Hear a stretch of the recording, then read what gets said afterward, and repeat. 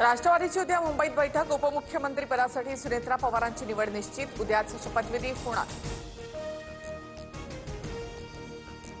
उपमुख्यमंत्री पदाबाबत सुनेत्रा पवारांच्या नावाची चर्चा। उद्या बैठकीत निर्णय झाल्यास उद्याच शपथविधी होणार। छगन भुजबळ यांच्याकडून स्पष्ट।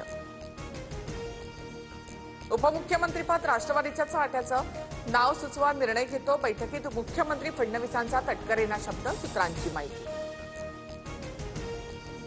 राष्ट्रवादीमध्ये राजकीय हालचालींना वेग। प्रफुल्ल पटेलांसह भुजबळ, तटकरे, धनंजय मुंडे यांनी मुख्यमंत्री फडणवीसांची भेट घेतली। वर्षा निवासस्थानी मंत्र्यांमध्ये सव्वा तास चर्चा। अजित पवारांकडील खात्यांबाबत लवकरात लवकर निर्णय घ्यायचा आहे असं फडणवीसांना सांगितलं। प्रफुल्ल पटेल यांची माहिती।